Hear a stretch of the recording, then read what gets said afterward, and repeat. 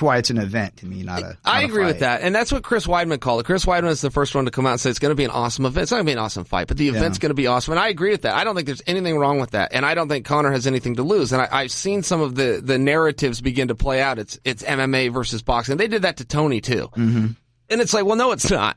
Excuse me. When Tony fought Randy, that was not MMA versus boxing. That was a boxing guy versus an MMA guy, but they're doing it in MMA. It favored Randy. Randy was a champion of the world in that.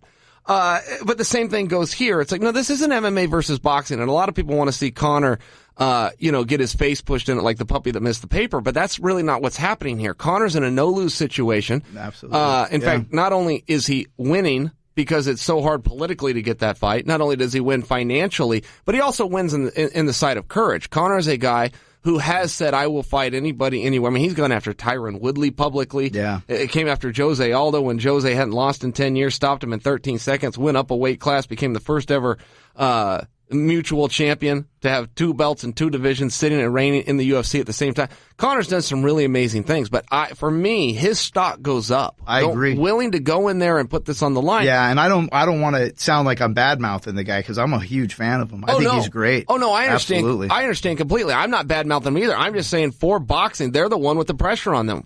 Floyd's got to go out, and he's got to not only dust him, but it's got to dust him quickly. He's got more to lose than he's going to win, but obviously money is that variable. Yeah, no, I fully agree with that, but I just think that that's the bigger storyline. I think that there's really been a commentary and a phenomenon that has gone throughout the country where they do not understand and appreciate boxing, and I've been on that side of it too, where I've used my hands so much, had great coaches like you and Clayton and Curtis, and I really spent some time on striking, and then I've gone with boxers. I've gone with guys that this is all they've done. They didn't waste any of that practice time with the wrestling and the triangles and the tire flipping and all this. All they did is box since they were little kids. That's it. And, I mean, it's a different experience. It's a different rhythm.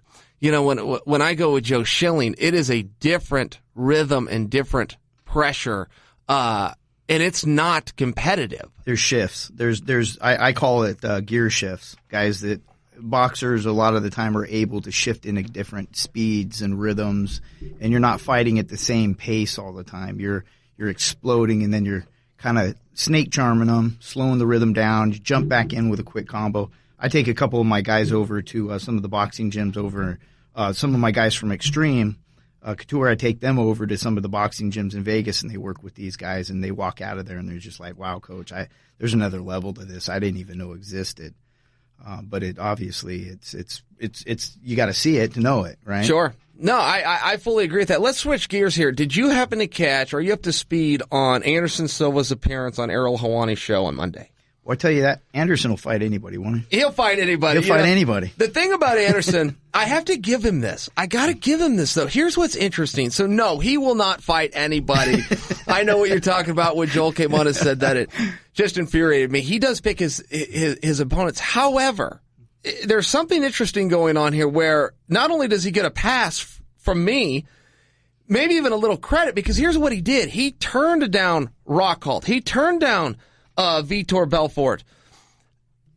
He then called out Yoel. Yeah. So it's like, well, wait a minute. If you call out a tougher guy than the ones you declined, maybe you do get a little credit here. So now he's not only called out Yoel, he has demanded Yoel to the point that he said, if they don't give me Yoel for the interim title on the Rio card, I'm done. Yeah, I'm going to walk away from the UFC.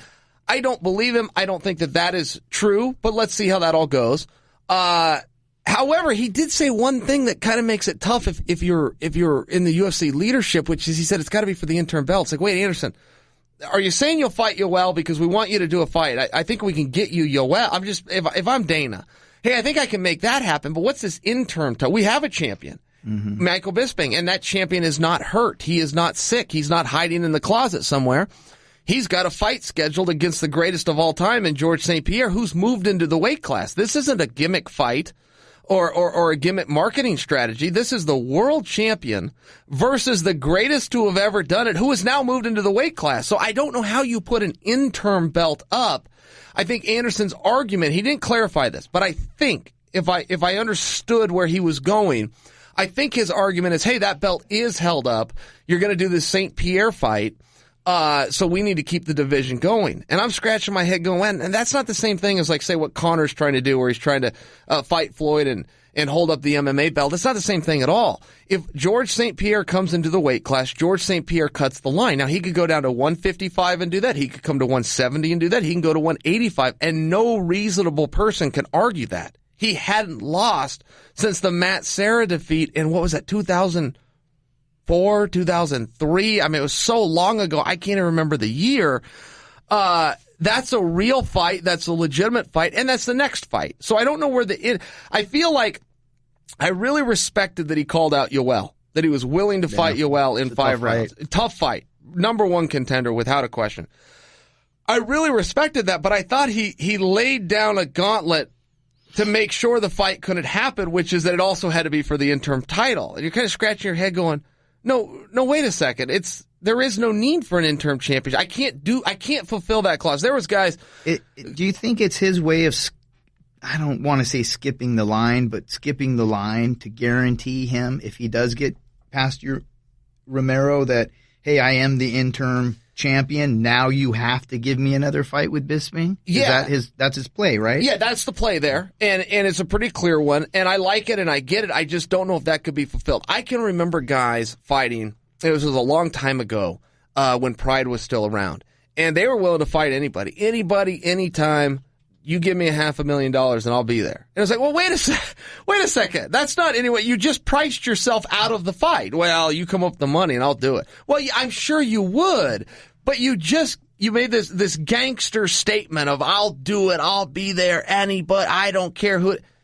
But then you put a clause in there that isn't reasonable. So that's kind of like saying, well, I don't really want to do the fight. I'm not really willing to do the fight. So when Anderson gave this speech, I was a little bit torn because I felt like he had passion, was speaking from the heart, and really wanted the Yoel fight. The other part of me goes, look, there's some gamesmanship here, and he just slipped a clause in. That would be a bad thing if they made that an interim title. It would be bad because the interim belt, and it goes back to boxing. It doesn't go back to, well, I can only say UFC because Bellator has never done an interim belt. So when UFC came along and came up with the interim, they had to take their cues from the other combat sport that had been there first, where they got the idea, which was boxing. And even Vince McMahon had done some interim titles, but there was rules to it. For Vince McMahon, if you did not defend your belt, and I get that this is a make-believe and fake, I get the whole thing, but he still had rules. If you do not defend your belt for any reason for 12 months, then the division is eligible to have an interim belt, or you could be stripped.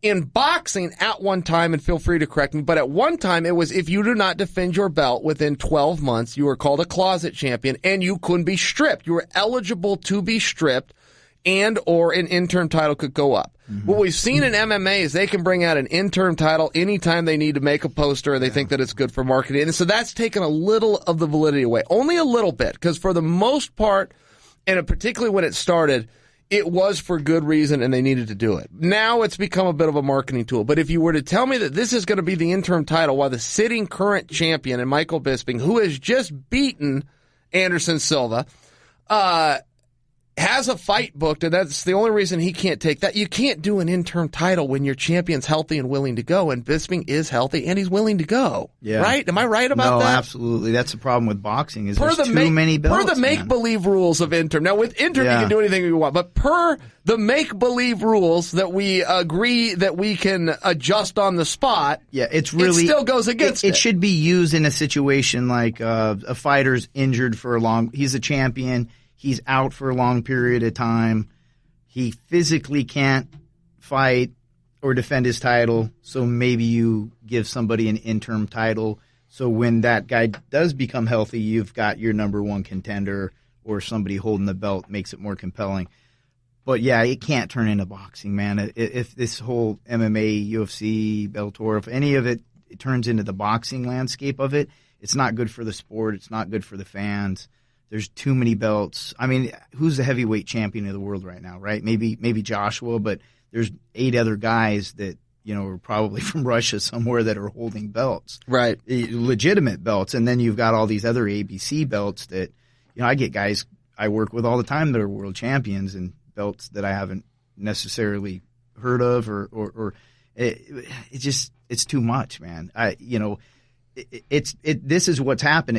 It used to become, so when somebody asked me a question like, was Mike Tyson the greatest heavyweight champion of the world?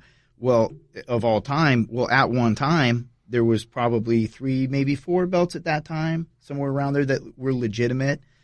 But back when you go back to like a Joe Louis era, there was one champ, and you had the belt or you didn't. There was no such thing as interim. I hope it doesn't turn all these belts and sanctioning bodies, if the dynamic of a UFC or another, starts to adopt some type of different rules where other sanctioning bodies can come in and whatnot. Yeah, because what is an interim belt? You know what I mean? If the guy holding the belt can't defend it because he's hurt, you give 2 guys an interim belt opportunity. Okay, I could sell that. But if a guy like Bisping's fighting GSP and he is fighting and he is the champion, well, have those 2 guys fight for the number 1 contender. They don't need an interim belt.